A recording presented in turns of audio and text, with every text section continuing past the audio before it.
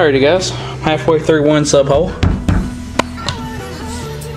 Got the good old school Black & Decker simple 2-speed jigsaw. No trigger, just a slider. So I figured I'd give you guys a little bit of an update. The top is not attached yet. I just got it sitting on there so I can cut out the sub holes, make it a little bit lighter and easier for me to move around and such. I've still got some more finishing work to do on the box. I've got to finish up smoothing out this front edge. I've got to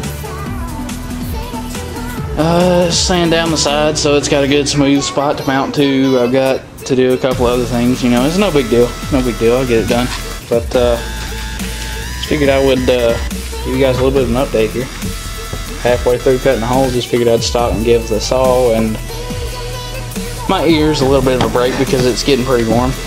So, you know, give it a little bit of a break, let it cool down for a couple minutes. See you guys later.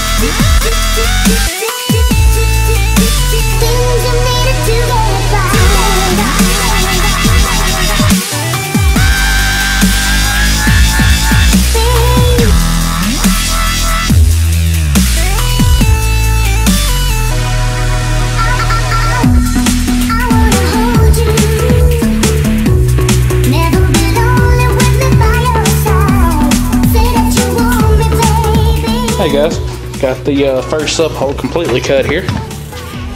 So I'm going to do a measurement and show you guys how close I am, and then tell you the method I used to get this close. I'm going to just lock my tape measure.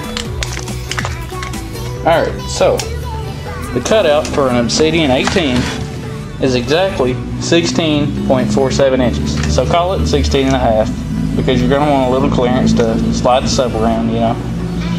So measured, let me put you guys down so I can position this. Measured directly across the middle of the cutout hole here, from where I started to where I ended, which is exactly in the middle. I have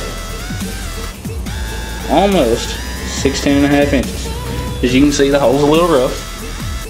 So what you do is you mark your hole and cut your hole just barely smaller than what you're going to be, you know, putting in it, so you can sand this edge down and make it nice and smooth around here so you've got a good solid surface to mount to. Now, one thing about MDF that I'm about to show you guys is it's insanely strong. If you guys are just getting into car audio and you're watching my channel, the reason most sub boxes are made of MDF is because of its strength.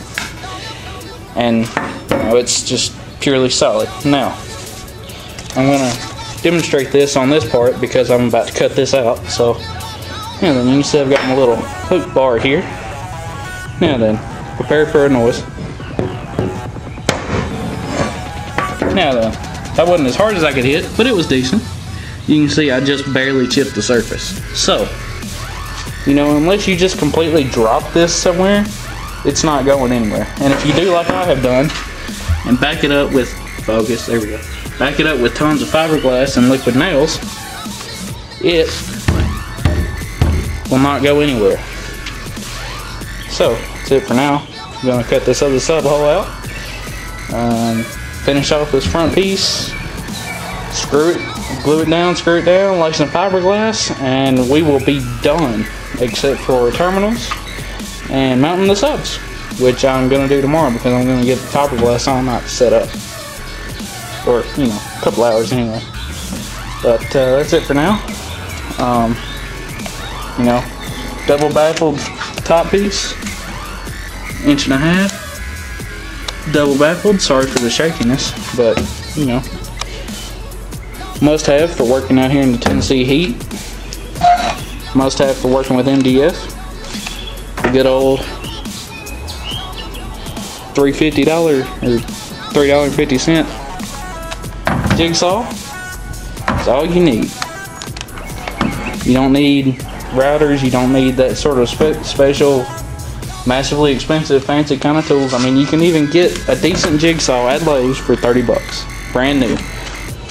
So, you know, in drill, most people that are going to be building their own box have a drill or have access to a drill.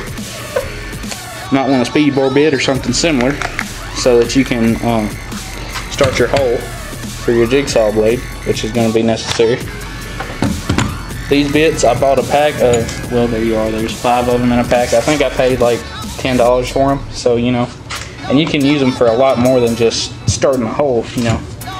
You can use them for terminals, you can use them on metal, you can use them on wood, you can use them for a lot of different things. Let me just demonstrate one for you really quick. Have to be sure it's going the right way. Now then, you might want to use 2 hands for this, but I'm going to use one since I'm demonstrating this. You're going to want to line it up fairly close to the edge of your line. Do mine, I think, about there. That looks good. So make sure your drill's going the right way, going in. I'm going to mark it with the tip started. And then I'm going to sit you guys right down here and enjoy the show.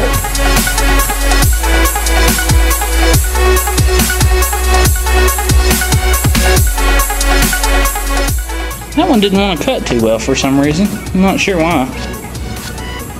And just brush your dust off wherever. And then, after that, you'll end up with a dusty camera if you're recording a video. And you have a nice, perfect 3/4 inch hole with which to start your jigsaw cut. And then what you're going to want to do is cut from somewhere around the middle of that hole out to your circle, whatever you have marked for whatever size sub you're using, and just go nice and smooth and steady around the edge. Problem solved. Hole cut, subs go in, screws go in, base happens. That's it for now. I'll see you guys later.